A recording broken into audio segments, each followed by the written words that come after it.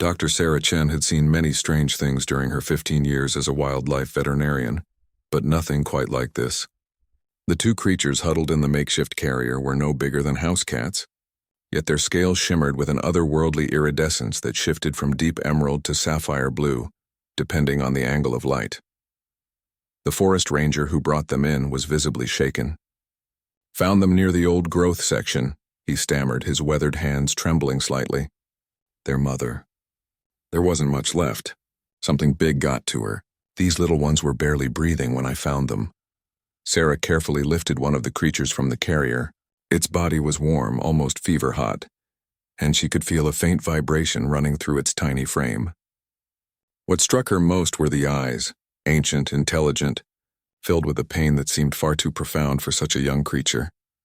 "They're dehydrated and malnourished," she murmured, running her fingers along the creature's wing membrane. The wing was torn, a jagged wound that would need immediate attention. But there's something else. These aren't any species I've ever encountered. The second creature was in worse condition. A deep gash ran along its flank and its breathing was labored. Sarah had dealt with exotic animals before. Escaped pythons, injured hawks, even a few animals that people claimed were mythical, but turned out to be unusual genetic variants. Yet these creatures defied every classification she knew. As she began her examination, something extraordinary happened. The first creature, despite its obvious pain, began to emit a low melodic sound. Not quite a purr, not quite a song. The second creature's breathing immediately became less labored, as if responding to its companion's call.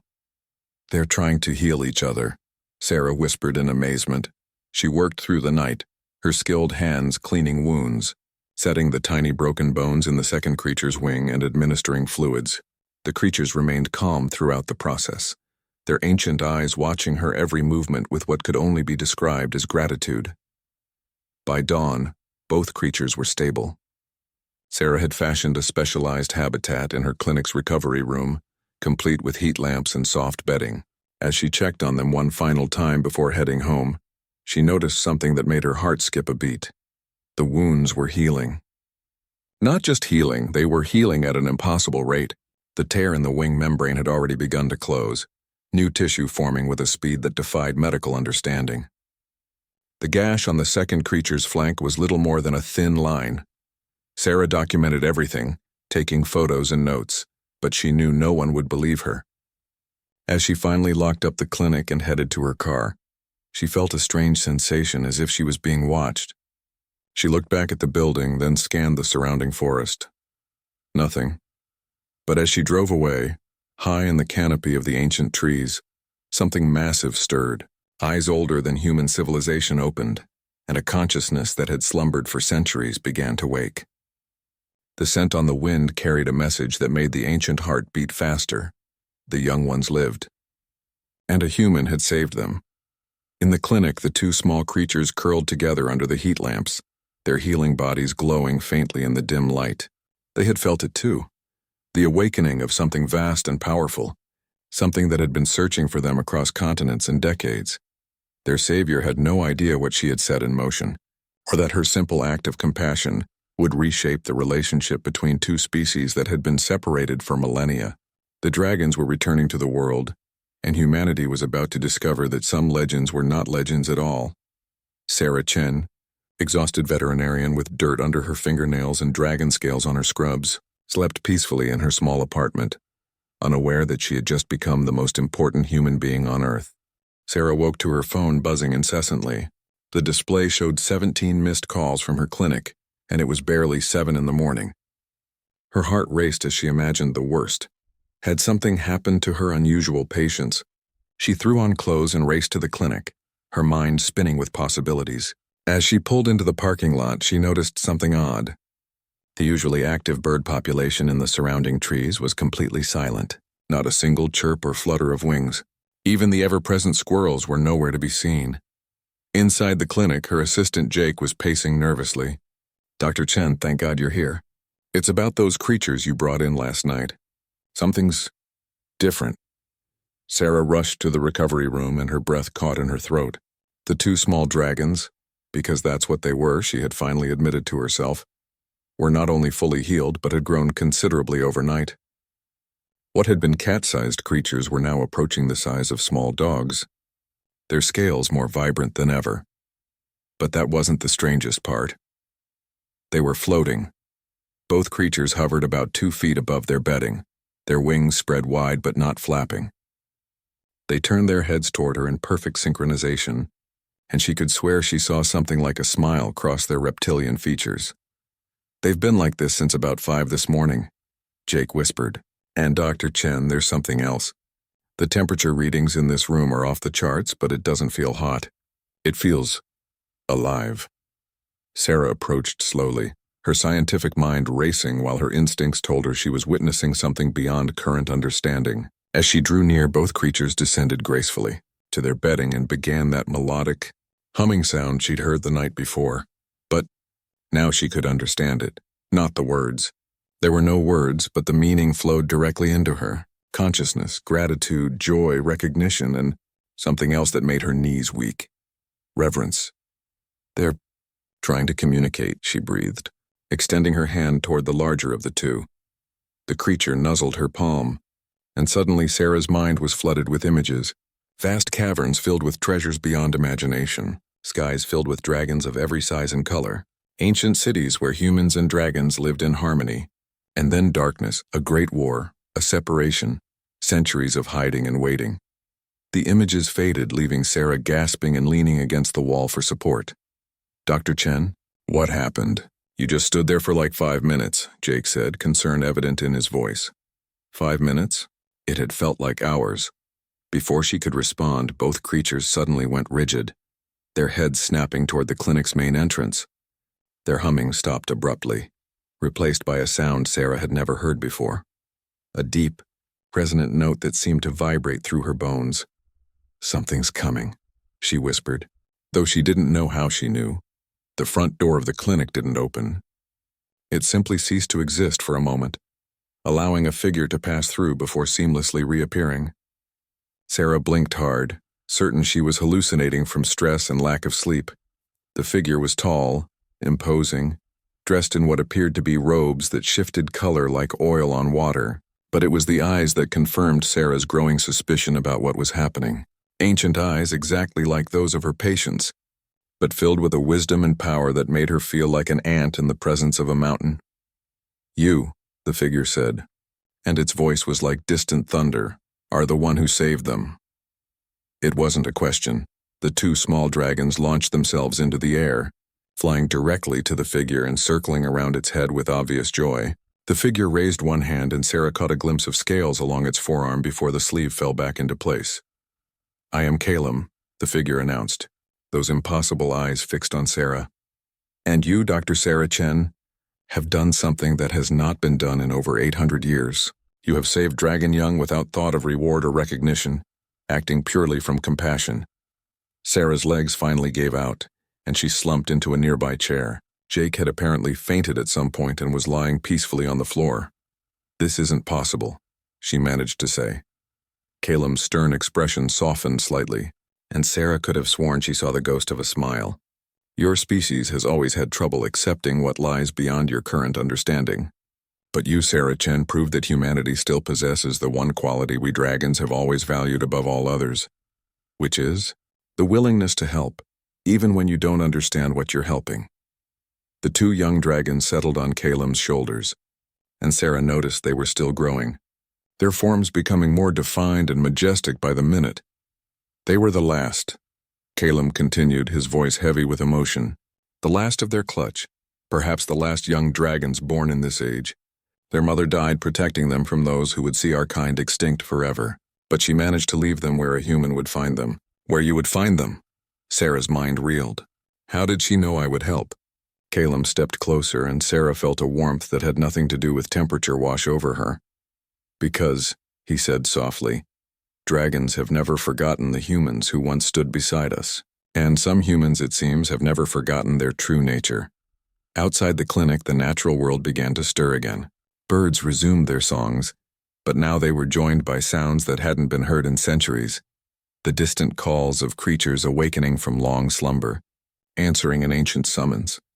The age of dragons was returning, And it had begun with one human's simple act of kindness. Sarah stared at Calum, her scientific mind struggling to process what was happening while her heart told her to simply accept the impossible.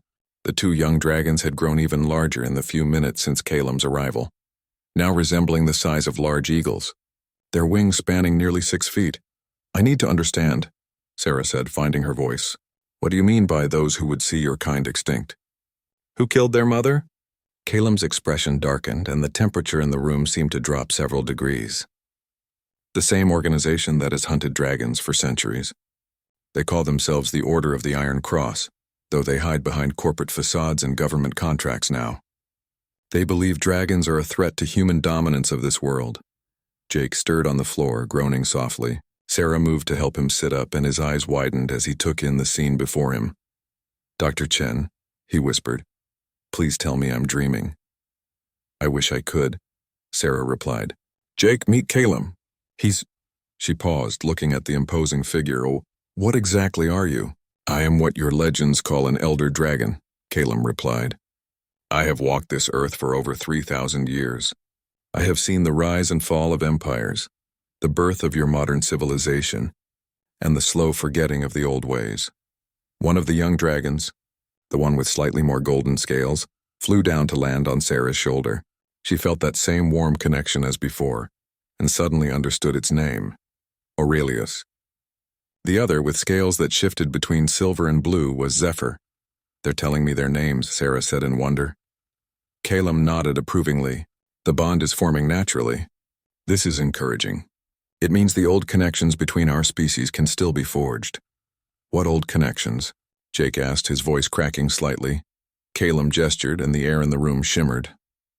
Suddenly, they were surrounded by what appeared to be holographic images, scenes from history that no textbook had ever recorded.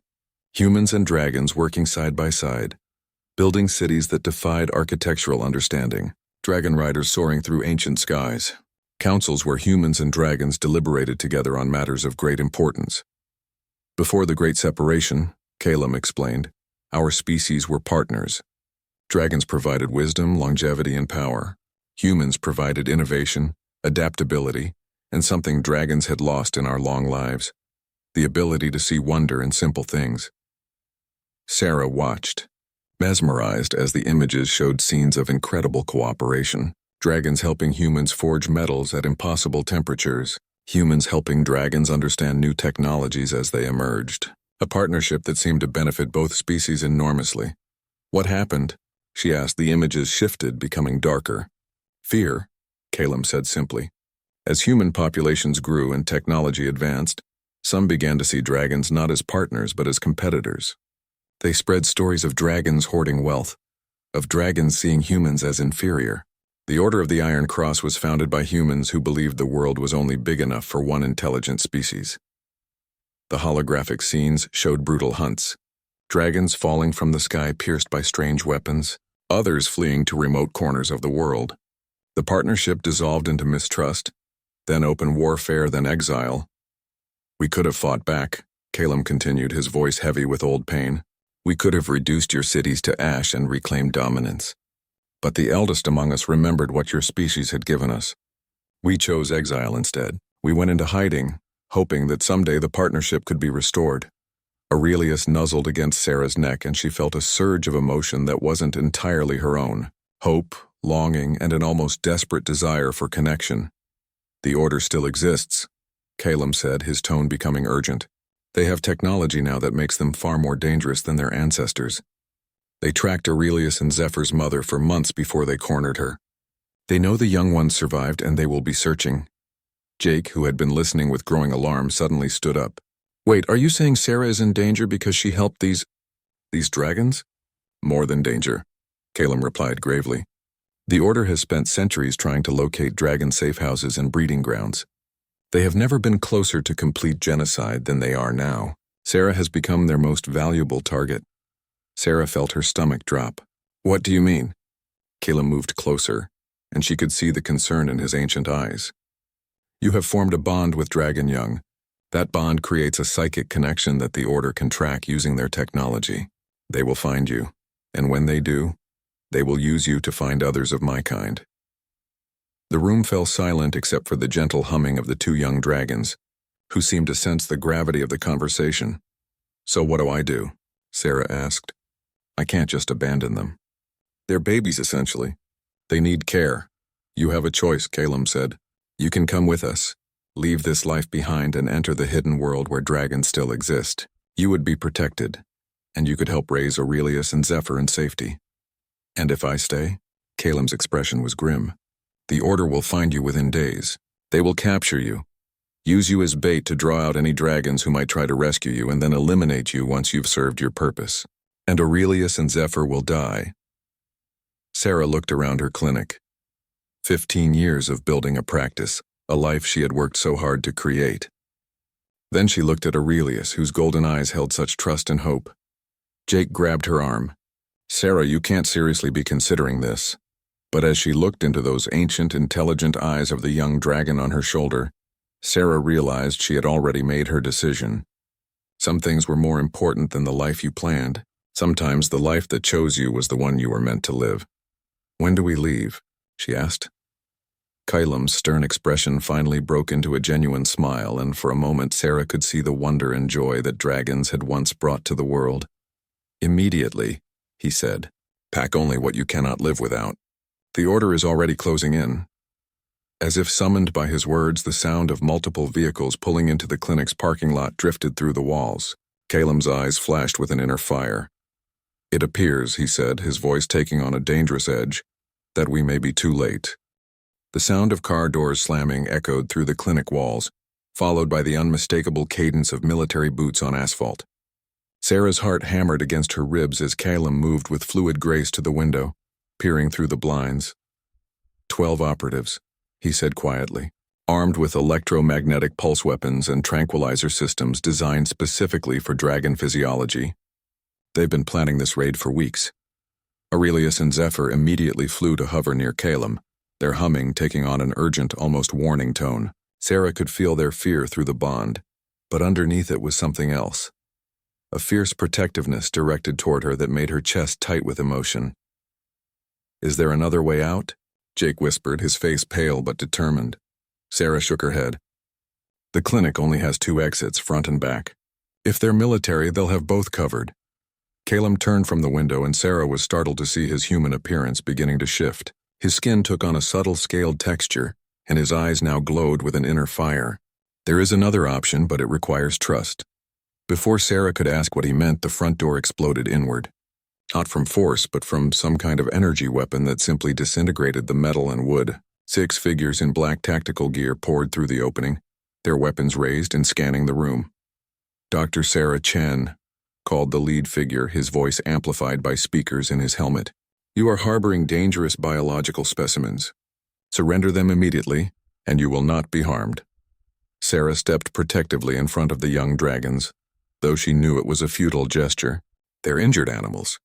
I'm a veterinarian. This is what I do." The leader's helmet retracted, revealing a stern-faced man in his 50s with cold gray eyes. "Dr. Chen, my name is Colonel Marcus Webb, Order of the Iron Cross. Those are not animals. They are weapons of mass destruction in larval form. Every day they remain alive, they become more dangerous." Aurelius hissed, a sound that sent chills down Sarah's spine. Even as young as he was, there was something primal and terrifying in that sound. Zephyr moved to flank her other side, and Sarah realized the 2 dragons were positioning themselves to defend her. "They're babies," Sarah said firmly. "They're scared and hurt, and you're the ones threatening them." Colonel Webb smiled coldly. "Dr. Chen, adult dragons can level city blocks with their breath weapons. They can manipulate human minds through psychic influence. They view humanity as an inferior species to be dominated or eliminated. The Order exists to prevent a second dragon war." "That's not true," Sarah said, surprised by the strength in her own voice. "I've bonded with them. I can feel their thoughts and emotions. They don't want to hurt anyone." "The bonding process is exactly how they control human agents," Webb replied. "You're already compromised, Doctor. The psychic influence makes you believe you're acting of your own free will." Sarah felt a flash of doubt. But then Aurelius pressed against her leg, and she felt the pure, innocent concern radiating from the young dragon. This wasn't manipulation. It was genuine affection and trust. "You're wrong," she said. Webb gestured to his team, and they raised their weapons. Stand aside, Dr. Chen. Final warning. That's when Calum stepped forward and Sarah gasped as his transformation accelerated. His human disguise fell away like shed clothing, revealing scales that shimmered with colors that had no names. He grew taller, broader, more imposing, and power radiated from him like heat from a forge. Colonel Webb, Calum said, his voice now carrying harmonics that made the air itself vibrate. Still hunting children, I see. Some things never change. Webb's face went white. Calum the Ancient, we thought you were dead. Many have made that mistake, Calum replied. Usually their last mistake. The tactical team opened fire, but their weapons simply stopped working. The electromagnetic pulses dissipated harmlessly around Calum, and the tranquilizer darts turned to ash before they could reach their target. Technology, Calum said with something that might have been amusement. Always humanity's answer to problems they don't understand. But some things are older than your machines, Colonel. Sarah watched in amazement as Calum raised one hand, and 3 of the tactical operatives simply fell asleep where they stood. Another gesture and their weapons crumbled to dust. The young ones are under my protection, Calum announced, as is their healer. You will leave now and you will not return. But Webb smiled and Sarah felt a chill of dread. Actually, Calum, I think you'll find the situation has changed. He spoke into his radio. Execute Omega Protocol. The back wall of the clinic exploded outward as a massive shape smashed through it. Sarah screamed as she saw what had once been a dragon, but was now something horrific. Its scales were dull gray, its eyes empty and glowing with artificial light. Cables and machinery were embedded throughout its body, and when it roared, the sound was distorted by electronic interference. Meet Dragon Unit 7, Webb said proudly. We've been perfecting the cybernetic integration process for decades. Captured dragons make excellent weapons once their free will has been removed. Calum's roar of rage shook the entire building. What have you done? We've improved them, Webb replied. Removed their troublesome independence and enhanced their natural abilities with technology. Unit 7, eliminate the Ancient. The cyborg dragon attacked with mechanical precision, but Sarah could see the horror and anguish in Calum's eyes as he was forced to defend himself against what had once been one of his own kind. Aurelius and Zephyr shrieked in terror and fury, and Sarah felt their emotions hit her like a physical blow. But underneath the fear was something else, a determination that surprised her with its intensity. The 2 young dragons launched themselves not at the cyborg, but at the remaining tactical operatives. Despite their size, they moved with incredible speed and agility, using their natural camouflage abilities to become nearly invisible as they attacked. Within seconds, 4 more operatives were down, though Sarah noticed the dragons were being careful not to seriously injure them. Webb pulled out a different weapon, something that looked like a modified pistol. Sonic Disruptor, he said, aiming it at Aurelius, specifically tuned to dragon-hearing frequencies. This will either kill him or drive him permanently insane. Sarah didn't think. She threw herself at Webb, knocking him off balance just as he fired. The weapon discharged into the ceiling, bringing down a shower of debris. Webb backhanded her across the face, sending her sprawling. Stupid woman. You have no idea what you're protecting. But as Sarah hit the ground, she felt something change. The bond with Aurelius and Zephyr suddenly intensified, and power flowed through her. Not her own power, but something borrowed. Something freely given by the young dragons. When she stood up, her eyes were glowing with golden light, and her hands crackled with energy she didn't understand but somehow knew how to use. No, she said, her voice carrying new harmonics. You have no idea what you're fighting. The real battle was just beginning, and for the first time in centuries, a human was fighting alongside dragons as an equal partner. Power coursed through Sarah's veins like liquid lightning, but it felt natural, as if she had always possessed this ability and was only now remembering how to use it. She could sense Aurelius and Zephyr's life forces intertwined with her own, their strength flowing into her while her human adaptability enhanced their natural abilities. Colonel Webb stared at her in shock, his sonic disruptor wavering in his grip. Impossible. Humans can't channel dragon energy. The physiology is incompatible. Your science is 800 years out of date, Sarah replied, her voice carrying the same harmonic undertones as Calum's. She gestured, and Webb's weapon simply ceased to function, its electronic components fusing into useless metal. Behind them, Calum continued his desperate battle with the cybernetic dragon. Each exchange of attacks sent shockwaves through the building, and Sarah could feel his anguish at having to fight a corrupted member of his own species. The cyborg dragon fought with ruthless efficiency, but there was no soul behind its movements, no intelligence beyond its programming. Jake, who had been pressed against the wall in terror, suddenly shouted, "Sarah! More vehicles outside!" Through the shattered walls, Sarah could see military trucks surrounding the clinic. The order had brought reinforcements, and this was clearly a much larger operation than a simple capture mission. "They're not here just for Aurelius and Zephyr," she realized. "This is about you, isn't it?" She looked at Calum, who managed a grim nod while deflecting another attack from the cyborg. "I am the eldest of my kind," he replied, his voice strained. "My death would demoralize the remaining dragons, possibly end any hope of our species' recovery. The Order has been hunting me for centuries." Webb laughed, pulling out a small device. "And now we have the perfect bait. Dr. Chen, your little light show is impressive, but you're still human. Still fragile." He pressed a button on the device, and Sarah felt the building's foundations begin to vibrate. Through the bond with the young dragons, she sensed something massive moving underground, something mechanical and wrong. "Drilling platform," Webb explained casually. "We've positioned charges throughout the bedrock beneath this clinic. One signal from me and everything within a quarter-mile radius becomes a crater. You can channel dragon energy all you want, but you can't survive a direct nuclear detonation."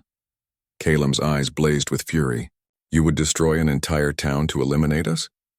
"Collateral damage," Webb replied with a shrug. "The Order has always been willing to make necessary sacrifices." But Aurelius and Zephyr began their harmonic humming again. And this time Sarah could understand not just the emotion, but the actual communication. They were calling to others, not adult dragons, but something else entirely. The response came as a sound like distant thunder that grew steadily louder. Through the destroyed walls, Sarah saw shapes moving in the forest beyond the clinic. Not dragons, but the other creatures of the earth responding to an ancient call. Bears emerged from the tree line, their eyes glowing with an inner light that Sarah recognized as similar to her own. Wolves followed, moving in perfect coordination. Eagles circled overhead, their cries taking on musical qualities. Even domestic animals, dogs and cats from the nearby town, were converging on the clinic. The old alliance, Calum breathed, momentarily distracted from his battle. "I thought it was lost forever," Sarah suddenly understood. The partnership between humans and dragons hadn't just involved two species. Dragons had been the bridge between humanity and the natural world, facilitating communication and cooperation with all life on Earth. When the dragons went into hiding, that connection had been severed but not destroyed.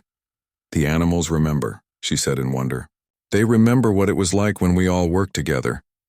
Webb's confidence faltered as he saw the growing army of creatures surrounding his position. "Fall back to the vehicles," he ordered his remaining operatives. "Initiate the detonation sequence," but as his team tried to retreat, they found their path blocked by bears that stood like sentinels, wolves that moved with tactical precision, and birds that dove from the sky with surgical accuracy. The animals weren't attacking to kill, but they were making it clear that the humans weren't leaving. Meanwhile, the cyborg dragon suddenly stopped its assault on Calum, its head tilting as if listening to something. For a moment, Sarah saw a flicker of awareness in its artificial eyes. Not the empty programming, but a spark of the consciousness that had once inhabited that body. "The neural control network," Calum said with sudden understanding. "It's being disrupted by the harmonic frequencies. The animal calls are interfering with the cybernetic systems." The cyborg dragon shuddered, and several of the cables embedded in its body sparked and went dark. Its movements became less coordinated, more natural, and Sarah heard something that broke her heart, a mournful cry that was purely dragon, full of pain and confusion and desperate hope. "It's still in there," she whispered. "The real dragon is still trapped inside." Without thinking, Sarah approached the cyborg, her hands still glowing with borrowed power. Aurelius and Zephyr flanked her, their humming growing stronger and more focused. She could feel them directing energy through her, not the destructive force that dragons were legendary for, but something far more powerful, the ability to heal, to restore, to bring life back to places where it had been suppressed. "Don't!" Webb shouted, raising another weapon. "That unit is worth millions of dollars in research and development." Sarah placed her hands on the cyborg dragon's snout, and immediately felt the horror of what had been done to this creature. Its mind had been fragmented, compartmentalized, forced into artificial pathways that caused constant agony. But underneath the technological corruption, she could sense the original consciousness, battered but unbroken. "I can help you," she whispered, and began the most complex healing she had ever attempted. Working through the bond with Aurelius and Zephyr, Sarah began systematically shutting down the cybernetic control systems. Each disabled component brought a little more clarity to the trapped dragon's eyes, a little more natural movement to its body. The process was exhausting, like performing surgery with her mind, but she could feel Calum adding his strength to theirs, creating a network of power that was greater than the sum of its parts. Webb screamed in rage and activated his detonation device, but nothing happened. The nuclear charges had been disabled by the coordinated efforts of underground creatures, moles, badgers, and other burrowing animals that had responded to the call and chewed through the critical cables. The cyborg dragon's eyes suddenly cleared completely, and it spoke for the first time in decades, its voice weak but unmistakably alive. "Free. I am free." But the effort of healing such extensive damage had drained Sarah completely. As the glow faded from her hands and the power connection with the young dragons weakened, she collapsed to her knees, gasping. Webb, seeing his opportunity, pulled out one final weapon, a simple pistol loaded with conventional bullets. "If I can't have the dragons," he snarled, "then no one can have their precious healer." He aimed at Sarah's head but never got the chance to fire. The liberated dragon, moving with lightning speed despite its weakened condition, struck Webb with surgical precision. The colonel went down and didn't get up. As Sarah struggled to remain conscious, she felt Aurelius and Zephyr nestling against her, their warmth and concern flowing through the bond. Around them, the army of animals began to disperse, but not before each species offered what seemed like a formal acknowledgement. Nods from the bears, howls from the wolves, cries from the birds. The age of cooperation was returning, and it had begun with a simple act of compassion in a small-town veterinary clinic. But Sarah sensed this was only the beginning. The Order would regroup, and there were other threats they hadn't yet discovered. As Calum helped her to her feet, she realized her old life was truly over. But looking at the three dragons who now depended on her, and feeling the connection to the natural world that hummed through her consciousness, she knew she had found something far more important than the life she had lost. She had found her purpose. 3 months after the battle at the clinic, Sarah stood on a cliff overlooking a hidden valley that existed on no maps and was invisible to satellite surveillance. The Dragon Sanctuary was a marvel of both ancient magic and cutting-edge human technology, where recovered dragons lived alongside human refugees who had been rescued from Order facilities around the world. The liberated dragon from the clinic, who had chosen the name Phoenix in honor of his rebirth, was teaching a group of human children about flight dynamics. His cybernetic implants had been completely removed through a series of healing sessions, leaving only faint scars and a profound gratitude that he expressed through his dedication to protecting the next generation. Aurelius and Zephyr, now the size of horses and growing daily, served as guardians for the valley's perimeter. Their bond with Sarah had evolved from simple healing connection to something approaching telepathic partnership. She could see through their eyes when they patrolled, feel their emotions as clearly as her own, and they could channel her human intuition to solve problems that pure dragon thinking couldn't address. "The integration is proceeding faster than we anticipated," Calum said, joining her on the cliff. In the months since their escape, he had become both mentor and friend, teaching her to control abilities she was still discovering she possessed. "Sometimes I feel like I'm losing myself," Sarah admitted, watching Aurelius demonstrate advanced aerial maneuvers to a group of younger dragons who had been rescued from various Order facilities. "The bond keeps getting stronger. Sometimes I think in draconic concepts instead of human ones." Calum nodded, understanding. The ancient partnerships faced the same challenge. The solution isn't to resist the connection, but to maintain your essential humanity while embracing the expanded consciousness. You are becoming something new, not less human, but more than human.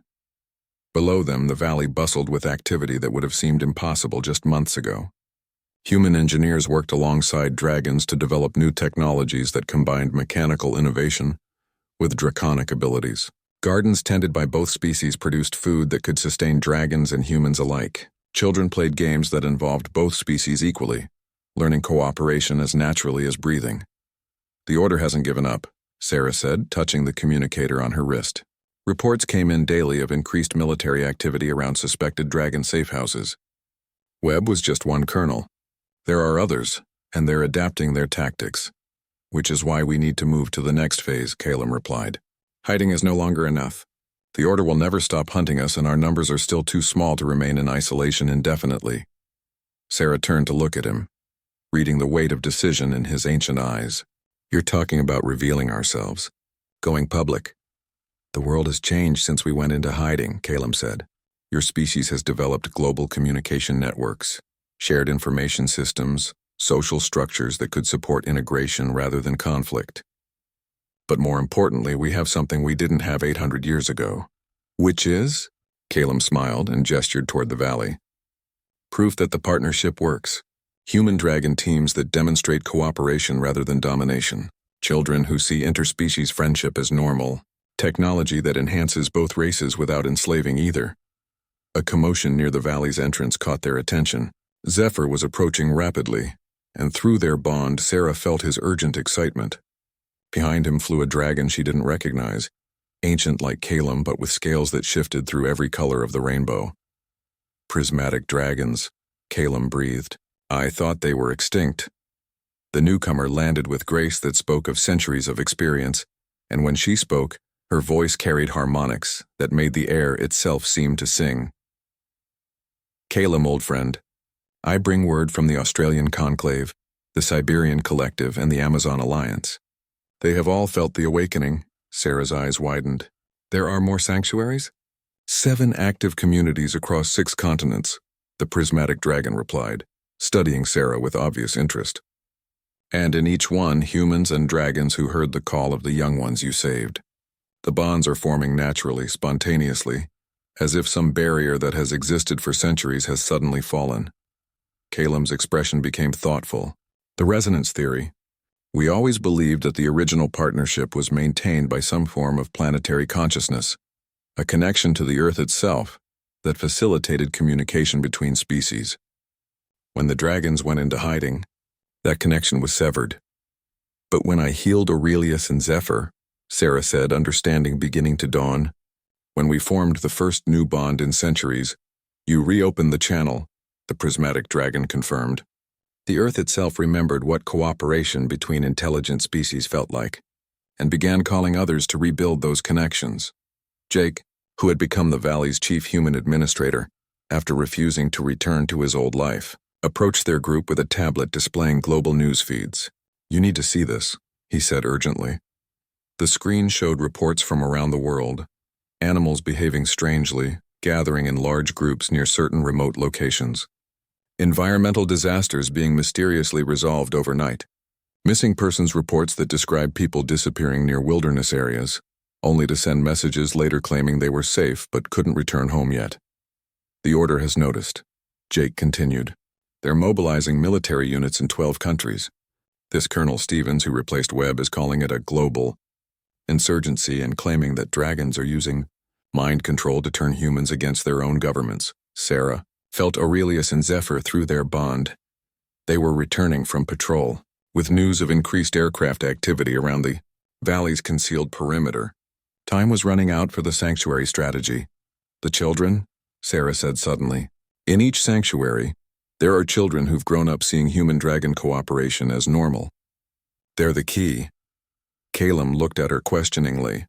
Public opinion, Sarah explained, her human understanding of media and communication coming to the fore. The Order can demonize dragons, claim they're monsters, as long as the only evidence people have are ancient legends and military propaganda. But if children who've been raised alongside dragons speak publicly about their experiences, the Order couldn't attack children without losing public support, the prismatic dragon said, her rainbow scales brightening with excitement. And children who've bonded with dragons would be impossible to discount as compromised adults. It's risky, Calum warned. We would be exposing our most vulnerable members to potential retaliation. Sarah felt the weight of decision settling on her shoulders. Through her bond with Aurelius and Zephyr, she could sense their absolute trust in her judgment. their willingness to follow whatever path she chose. It was a responsibility that both thrilled and terrified her. "The Order is going to find us eventually," she said finally. "All of us, in every sanctuary. Our choice isn't between safety and exposure. It's between fighting from the shadows and fighting in the light." She looked out over the valley, where human and dragon children played together in the afternoon sun, their laughter carrying on the wind like music. These children had never known a world where the two species were enemies. To them, the partnership was simply natural. "We go public," Sarah decided. "All sanctuaries simultaneously. Let the world see what cooperation looks like, and let them decide whether they want that future or the one the Order is offering." Calum bowed his head slightly in acknowledgement of her decision. "Then we prepare for war, Sarah Chen, because the Order will not surrender their vision of human supremacy without a fight." But as Sarah watched a human child teaching a young dragon how to throw a ball, while the dragon taught the child how to understand the language of wind currents, she felt a deep certainty that this was the right choice. The world was about to change forever, and humanity would finally have to decide what kind of species they wanted to be. The simultaneous revelation took place on a Tuesday morning at exactly noon GMT, coordinated across all 7 sanctuaries. Sarah stood in the main plaza of their valley, surrounded by 300 humans and over 100 dragons of various ages and sizes, as they prepared to broadcast to the world. The plan was elegant in its simplicity. Rather than dramatic demonstrations or formal announcements, they would simply show the world what daily life looked like in a human-dragon community. Children would introduce their dragon partners, adults would explain their work projects, and the dragons themselves would speak directly to humanity for the first time in 8 centuries. Aurelius and Zephyr, now magnificent young adults with wingspans approaching 40 feet, flanked Sarah as she addressed the primary camera. Around the world, similar scenes were playing out in the Australian outback, the Siberian wilderness, the Amazon rainforest, and the remote mountains of Tibet, Alaska, and Patagonia. "My name is Dr. Sarah Chen," she began, her voice carrying clearly across the valley and out to the billions of people who would soon be watching. "6 months ago, I was a small-town veterinarian who thought I understood the natural world. Then 2 injured creatures arrived at my clinic, and everything I thought I knew about Earth's history changed." She gestured to Aurelius and Zephyr, who stepped forward with the graceful dignity they had inherited from their ancient bloodlines. "These are Aurelius and Zephyr. They are dragons. They are intelligent, compassionate, and until very recently, they were nearly extinct." The cameras captured the young dragons as they lowered their heads in respectful greeting to the human audience they couldn't see, but knew was watching. When Aurelius spoke, his voice carried both the harmonic resonance of his species and the clear communication that came from months of working with human partners. "People of Earth," he said, "we return to you not as conquerors or enemies, but as partners who remember the time when our species worked together to build a better world." Across the globe, television broadcasts were interrupted, internet streams were hijacked by coordinated hacking efforts led by human dragon technical teams, and emergency broadcasting systems activated to carry the message to every corner of the planet. The Order's attempts to jam the signals failed completely. Dragons had spent centuries studying human technology, and their understanding far exceeded anything the military possessed. In the Australian sanctuary, a 10-year-old girl named Emma walked hand in hand with a young dragon named Storm, explaining how they had learned to communicate through a combination of spoken language and emotional sharing. "Storm helps me understand how weather works," Emma said with the matter-of-fact tone that only children could manage. "And I help her understand human feelings. We're best friends." In Siberia, human engineers demonstrated technology that combined dragon abilities with human innovation, heating systems that used controlled dragon breath to warm entire communities, transportation methods that allowed humans to safely ride with dragons across vast distances, and agricultural techniques that could feed both species efficiently. But it was the Tibetan sanctuary that provided the most powerful testimony. There, a former Order scientist named Dr. Martinez stood beside a dragon whose scales bore the scars of cybernetic implants. "I spent 15 years working for the Order," he said, his voice heavy with emotion. "I believed dragons were a threat to humanity. I helped design the systems that enslaved and tortured this magnificent being. But when I saw what healing and partnership could accomplish, I realized we had been wrong about everything." The dragon beside him, who had taken the name Hope, spoke next. Forgiveness is the foundation of any true partnership. Dr. Martinez helped design my prison, but he also helped break my chains. Together, we work now to heal others who suffered as I did. Around the world, the initial shock gave way to intense debate. Social media exploded with discussions about the implications of dragon existence. Scientific communities scrambled to understand the technologies being demonstrated. Religious leaders grappled with the theological implications of intelligent non-human life. But the Order's response was swift and predictable. Within hours of the broadcast, Colonel Stevens appeared on major news networks, flanked by what appeared to be captured dragons in restraints. "Don't be fooled by these carefully staged presentations," he declared. "Dragons are master manipulators who can influence human thoughts and emotions. Every person you saw in those broadcasts is under psychic control." To support his claims, Stevens presented what he claimed was evidence of dragon aggression: videos of dragons attacking human settlements, testimony from survivors of dragon raids, and scientific data showing the destructive potential of dragon abilities. Sarah watched these counter-broadcasts from the sanctuary's communication center, feeling her heart sink as she realized how effectively the Order was undermining their message. "It's not working," Jake said quietly. "The polls are split almost 50-50. Half the world sees us as a miraculous return to an ancient partnership, and the other half sees us as the beginning of an alien invasion." But Calum, who had been monitoring communications from governments around the world, had a different perspective. "The political response is more encouraging than public opinion," he said. 17 nations have officially requested diplomatic contact with dragon representatives. The European Union is convening an emergency session to discuss integration protocols. China and Russia are both mobilizing scientists to study the technologies we've demonstrated. "And the United States?" Sarah asked. Calum's expression darkened. "President Morrison has declared a national emergency and authorized the Order to use any necessary measures to eliminate what he's calling the dragon insurgency. They're mobilizing the full military might of the world's most powerful nation against us." Through her bond with Aurelius and Zephyr, Sarah felt their determination mixed with sadness. They had hoped the revelation would lead to peaceful integration, but they were prepared for the alternative. "The children," Sarah said suddenly, "in the sanctuaries we have human children who've bonded with young dragons. The Order won't be able to attack without harming human civilians. Stevens has already addressed that," Jake replied grimly, pulling up a news broadcast. "He's claiming the children are hostages, that they're being held against their will by dragon mind control." Public opinion is starting to shift towards supporting a rescue operation. Sarah felt the weight of responsibility settling on her shoulders. The decision to go public had been hers, and now hundreds of lives hung in the balance. Through the bond, she sensed Aurelius and Zephyr offering their strength, their absolute faith in her judgment. "There's one more card we can play," she said quietly. "Something the Order doesn't expect because they've never truly understood what the partnership means."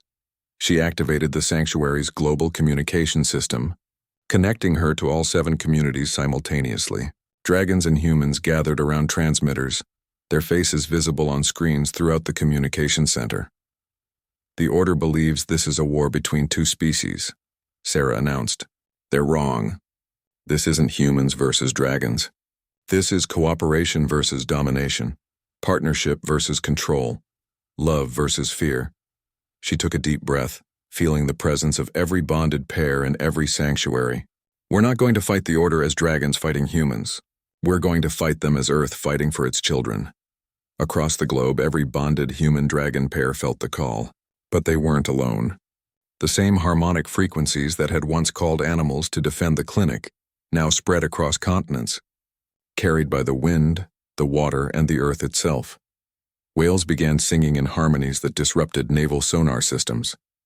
Migrating birds altered their flight patterns to interfere with military aircraft. Earthquakes, small, precise, harmless to civilians but devastating to military installations, began occurring at strategic locations worldwide.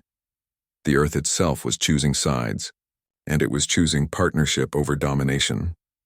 The final battle was about to begin, but it wouldn't be fought with weapons of war. It would be fought with the power of connection, understanding, and the simple truth that cooperation created more than any force could destroy. As Sarah stood with her dragon partners, watching the sun set over their hidden valley, She knew that regardless of what happened next, they had already won the most important victory. They had proven that different species could work together, that intelligence and compassion could overcome fear and hatred.